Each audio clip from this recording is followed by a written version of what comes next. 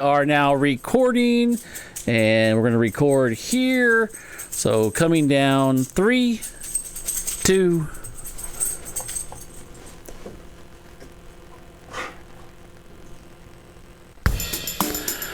Alrighty, the fun continues here on Clubhouse Chatter.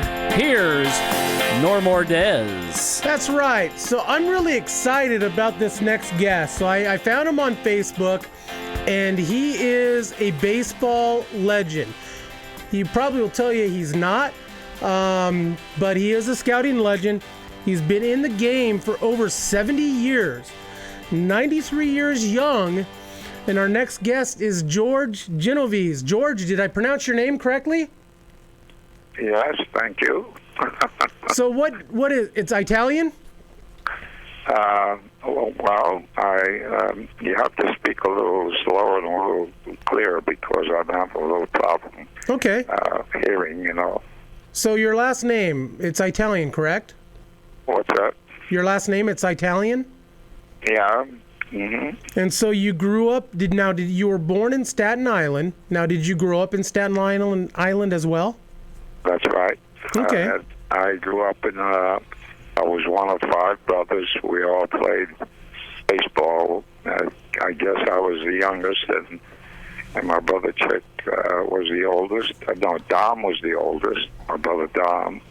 But he played with the House of David with the beer team, and he did have a tryout with Jersey City Giants. But overall, my brother Chick was an outstanding center fielder. And I think he held the record for errorless games in AAA playoffs and all, because I think he played 92 errorless games in the American Association, and they had the World Series among themselves, among the 3 different leagues. So anyway, that's the story there, if it's of any value. No, absolutely. Yeah. And so you played your baseball career begun in 1940. What was that again? You started your professional baseball career in 1940. Yes, I went to a tryout camp in Waterbury, Connecticut. An ex-player at the church, and he was an ex-Cardinal player. And I think briefly he played in the big leagues, and then he broke his leg. I played on a church team, and I think he was a sidekick for the Cardinal organization, and told me about the tryout camp in Waterbury, Connecticut. And I went up with a catch a friend. The mom, I didn't have any way to get there, and the mom loaned her son the car, and so we went up together, and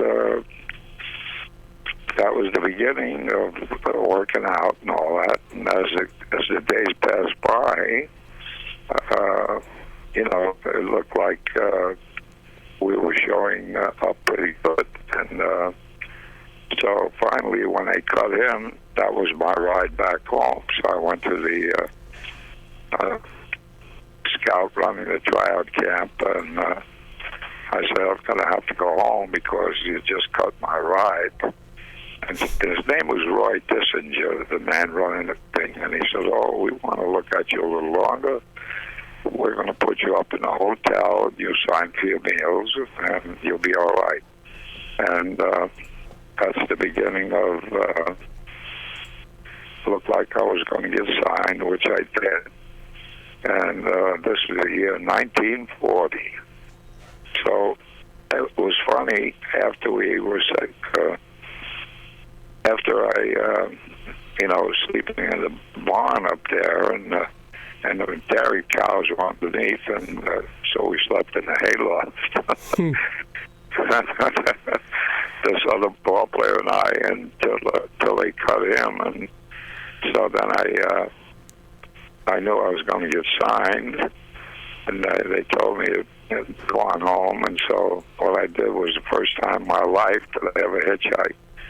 I walked up the ramp, I had my baseball uniform on, and I put my thumb out And the man stopped, and he says, "Where are you going, young man?" And I said, "I'm going back to Staten Island, and wait, I'm going to get a baseball contract to play pro ball." And he said, "Well, hop in the car," and he stopped, and but drove me clear to the subway where I would get on and go straight to Staten Island. And I got off at the bus there, left me two blocks from my house. Then after that, I was sent a contract to report to Hamilton, Ontario. And that was the beginning of my career, 1940.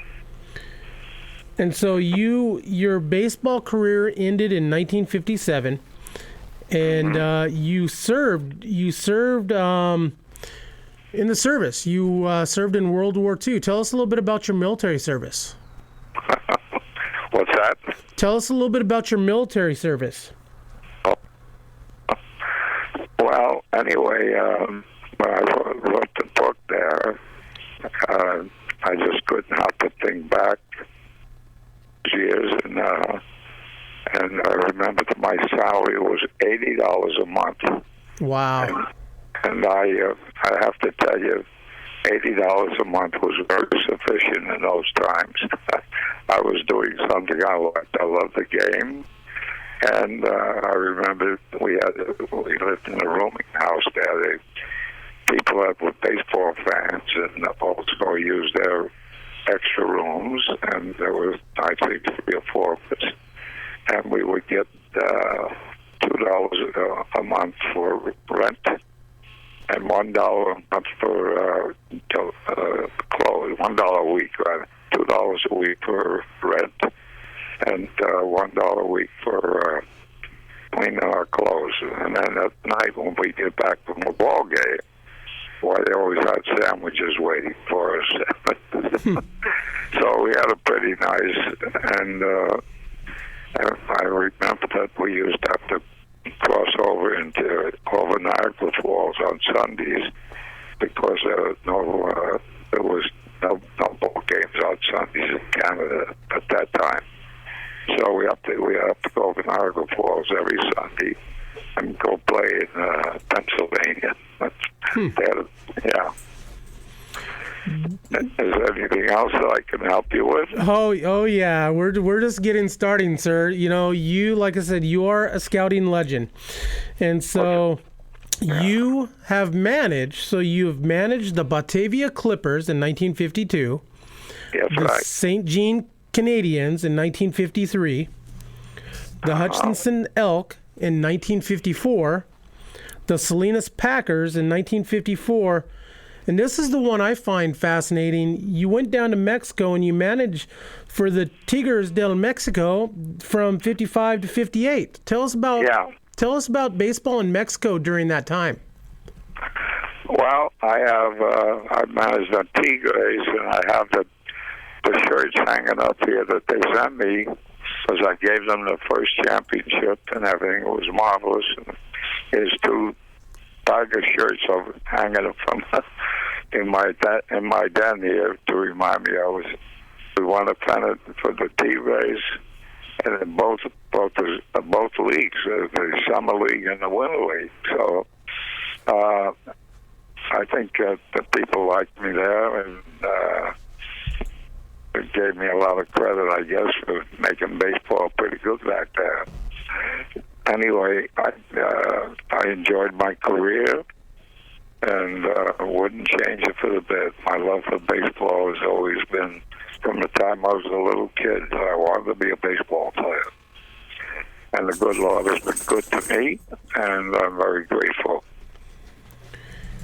And so you became a scout, and did you start off with the Giants? Yes, I started. I worked for the Giants and for Carl Hubble and Jack Schwartz. They trusted my judgment, and I don't know. I signed an awful lot of ball players that went to the big league. I don't know how many, but I think it's over 40 or 40 plus. They sent me. I have a big plaque on the wall with all the players I signed that went to the big leagues. I never bothered to count them, but I think it's over 40. But anyway, I just loved what I was doing. I didn't want to scout first. I was a successful manager at El Paso, won a pennant there. I really, the game I loved, and from the time I was, I guess, with my family, my brothers, baseball was the big thing in their lives, and I think in addition to that time when I was shortly in the big leagues, my dad come up and I introduced him to Joe DiMaggio. So Joe DiMaggio was a great player, and you know, got in a few games up there in Washington. He's a pinch runner, not. But I remember DiMaggio on opening day hit two home runs back to back right over the 385 sign in Washington Stadium there.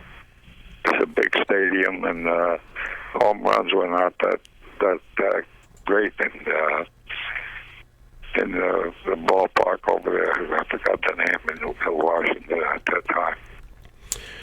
So I want to name a couple of players that you have signed. I don't have the full list either, but there's some big names. And so Bobby Bonds, Jack Clark, one of my favorites growing up, Chili Davis, Rob Deere, George Foster from the Cincinnati Reds.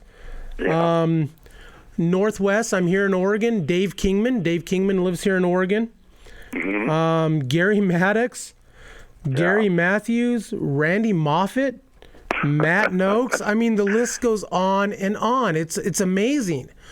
Well, Jack Clark was quite a kid. I tell you, he was a pitcher. I had gone to see him pitch, and he got knocked out of the box. And after everybody left, I see him there, and I mean, it was in a tournament, and he got up to bat, and he hit balls out of sight. And I said, "Boy, to everyone, well, he can't run." Well, I wasn't caring. He can't run. You don't have to run if he hits them that far. I signed him, and the rest is history. And I think he does the baseball games over there for the Cardinals. He does baseball on the radio.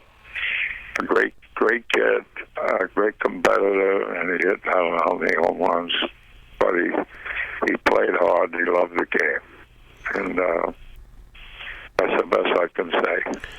Is there one player or a couple of players maybe that you have scouted that you thought would make it in the major leagues, but for one reason or another that didn't?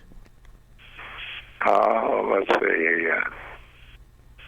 Other than maybe arm injury, probably. I think all of them made it pretty much. I think that I got the names up here, and I mean, somebody made a big plaque here, and with me in the center there with the Washington Senator hat on, and all these names of players and catchers. I think there's 44, 45. So I feel pretty good about what I did. But you know, I used to get up in the morning and I'd jump in my car and just wonder what was before me today. Honestly, I wonder what we're going to get today. I just like the game and the people I surrounded myself with. I have a little amateur club on Sundays. They all were very loyal and very faithful, and I helped them develop right on the weekends on my team. Right. And of course, a lot of people didn't know but they developed because I had time to spend some time treating them. I had managed for a few years, so it made it very easy for me, you know. Like I said, I'd get in the car in the morning, and I'd say to myself, well, I wonder where I'll go today. You know, I love baseball, and I didn't play. I mean, I played Little League and stuff like that, and I've worked as a clubhouse manager for a couple of different teams. I've done minor league jobs for a couple of different teams, and baseball is great, and baseball is great because of people like you, who, I love hearing the stories of playing in the 40s, 50s, and 60s. It's something that you don't get to hear very often anymore, and to listen to you speak with the passion for the game. Yeah. And my previous guest, I had Jim Campanis Jr. on as a previous game. Of course, his grandfather Al Campanis and his dad Jim Sr., Dodger guys as well. And you worked up until recently. Was it a couple of years ago for the LA Dodgers? Yeah, because Campanis and I were friends from way back when I would be playing in the off season down in Mexico. He would come down scouting, and we were great friends. And then when the move was going to be made from the Dodgers and the Giants to the West Coast, he told me he thought, well, he was going to go with the Yankees. And I said, if the Dodgers want you to come out here and offer you the scouting department, I said, you'd be silly not to take it. I said, because this is baseball all year round here. Mm-hmm. See, he was a big favorite in New York, too. And he was a wonderful friend. And I think he listened to me. And then he wanted me to come over. And I said, well, I can't do that to the Giants because, they've given me my job. My brother was the one who set me up for an appointment. And the people were very, they just made me a nice offer. I remember my brother raved about Jack Schwartz and Carl Howell. He said they're great people. And at first I didn't, when I went into, give them a resume of my career. And, the town was Albuquerque, New Mexico, I think it was. And it didn't exactly appeal to me. So I started to walk to the door. No kidding, it was really something. Someone said, George, take this offer. You've got a career ahead of you. And that's exactly what I heard in my mind. I got as far as the exit, and I turned around. They were so pleasant to talk with that I thought, just don't be stupid. Go right back and accept the offer. And the idea was that I wanted my family to come out, but since the kids were in school, I wanted them to pay their fare there and pay their fare home, included in my salary. And they said, no problem. And then I knew I was working with nice people. Jack Schwartz never played a ball game, but he had a great way about him of being able to reach people and make sure that they were all shared in any good things that were going to happen. And I was amazed at the man. He was Bill Terry's. He started his career being Bill Terry's right-hand man. He needed somebody in the office there, and Bill Terry was the manager of the old Giants, a great ball player. And the first thing you know, when Jack Schwartz was going to go down to work in the fields of oil fields in Venezuela, he said, "You're not going anywhere." He said, "I need you here," and he was with the Giants all that time. And between him and Carl Howell, they trusted my judgment. I managed with them, and they wanted me to scout because they weren't getting any ball players on the West Coast. So the rest is history. So, what is your take on being an old school scout? And so with the whole Moneyball and the sabermetrics deal, what's your take on the new, the new scouting? I mean, how old school are you? Do you believe that the sabermetrics stuff can help you out? Well, I don't know. I'm rather surprised that I can tell you this: what I see today, the baseball games. Branch Rickey wanted to make the Pacific Coast the third major league, and that's the greatest mistake they didn't listen to. You got so many clubs playing in the big leagues right now. Don't you think that it would have been nice to have three leagues? And I think it would, it's really amazing. And then I'll tell you an interesting story. I signed George Forster. George Forster never got to play anywhere. And he didn't know how to throw a ball, but I got him on my team because I would like to swing him with that and all that. But when he threw, he couldn't throw the ball. And so I found out where his problem was. He choked the ball. And the thing that I'm most happy about is when he somehow all the ball players I signed were being traded off all the time to other clubs. Well, he was on the Cincinnati club, and they were playing in the World Series against the Boston Red Sox. And what I did during that time was show George how to hold the ball. He grabbed it like he was throwing a changeup all the time. So he couldn't throw the ball out be 30 feet. Well, with practice and practice and practice, I got his arm stronger. And the best thing that I saw, this is why hard work with a lot of kids can be developed. The winning run was on third base. Johnny Bench was the catcher, and the fly balls hit the Forster in left in Fenway Park. He threw a perfect strike to Bench and got the runner, and that would have been the game. So in the top of the 10th inning, one of the ball players on Cincinnati club hit a home run, and they got the 3 outs again, and that was the end of it. They won the World Series. And I always think back to training and teaching them how to throw the ball paid off. What do you think of that? That's awesome. That is something I didn't know. I know that's a true story. Huh? I remember back as a kid, George Foster playing with the Big Red Machine. I remember the 52 home runs in '78.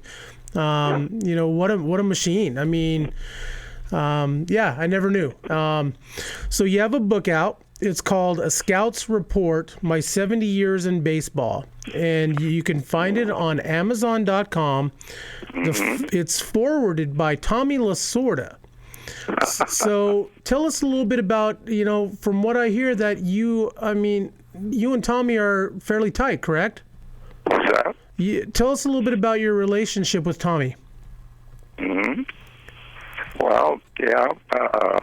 Anyway, I knew them all. And, I know that Tommy Lasorda was a great friend of mine, and is a great friend of mine. I went over to see him pitch in Montreal one Sunday. Mr. Rickey had sent me over to look at him, and they were playing a club from Canada, and I think it's one of the organizations that are in the playing that they have now. But the thing is, what I thought that when Mr. Rickey wanted to make a third league out of it, he was right. But I guess everybody else didn't agree with him. But I still think that would have been the best thing to happen now, rather than all these teams and playing. And it's going to be it's amazing. It should have been 3 major leagues, because I was playing in the Pacific Coast League, and all the towns were major league towns: San Diego, Seattle, Washington, and all those clubs. Yep. Portland. That's right. Yep.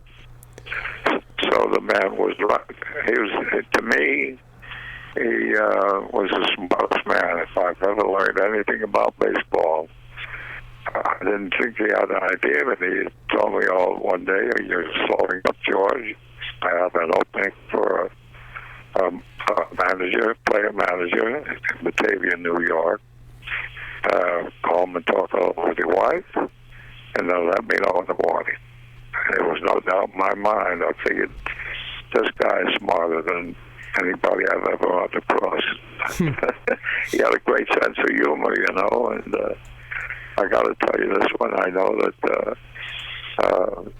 he looked at my roster and he said, "Well, George, as soon as we get everything together, we'll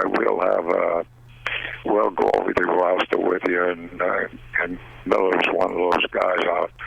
He's the first guy to pitch Miller.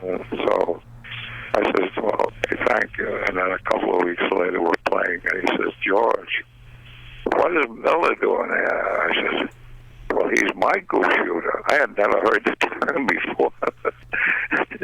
And he says, "What do you mean?" I says, "Well, our bus broke down on the very first trip, and this boy is a good mechanic. He's my goose shooter." I know we got that, and the bus broke down, and this kid went right to work right away. We were able to finish our ball games all year. Nice. So once again, Mr. George Genovese. Hey, George, thank you for coming on. And Chavez Ravine for me is it's the best place to watch a baseball game. There's nothing like Dodger Stadium. You could have your Safeco and your PNC, and all those parks are nice, but and this is coming from a Giants fan, and so the Dodger way. I've had Fred Clare on the show, and I'm friends with Brett Butler. It's special. And as is the Giants as well, especially with the Davenports. They're one of the big reason why I'm a huge Giants fan now. I mean, besides working for the Giants, baseball's great. Yeah. Well, my brother Chick was managing in the mid Jersey there or Maryland there. They had a ball club. And he called me up one day and he said, "George, I've got the greatest ball player I've ever seen in my life." And I said, "What do you mean?" He says, "He's just a kid." He says, "He can play center field like anybody. There's nobody to compete with him." I said, "You mean you would take him over the various players I talked about?" He says, "Yeah." He says, "This kid, that was Willie Mays." Wow. He called me up and he said, "He's the best I've ever seen." And I says, "Well, what's his name?" He says, "Willie Mays." He says, "He makes plays that are almost impossible." And how true he was. He turned out to be great. So anyway, that's the love of baseball with my family, myself, and I hope somewhere along the way, when I'd see a kid that I'd signed who'd gone to the big leagues, and it was up to him to take care and have a good career for himself. I just enjoyed it, and I had many calls over the years of people who, even if they didn't make it to the big leagues, they said they enjoyed their opportunity to make good. So that makes me feel good. Once again, Mr. George Genovese, a legendary baseball scout. And George, thank you for taking time to come on the show. Well, thank you. And I'll keep in touch with you. Oh, okay. All right, sir. Thank you very much. Thank you. Bye-bye. So once again, Mr. George Genovese, wow. Golly, the stories of the older ball players, Carl Erskine and Fred Clare, and man, they're chilling. When they talk about Joe DiMaggio and Willie Mays, just gives you chills, Brian. It's good stuff. I mean, just the Johnny Bench story, the Willie Mays story. It's history. Exactly. It's baseball history. And so once again, George Genovese, check it out. Once again, I would like to plug baseballism.com, Baseball America Apple Pie. Check it out. the childhood cancer hat, guys. Thank you for sending it. Elise, man, like I said, keep dancing and keep fighting. And, this is for all who struggle with that. It's a monster. I mean, cancer is a monster. And so also sponsored by baseballdudes.com. To be the best, you must train like the best. Chris Gazelle up there in Vancouver, Washington.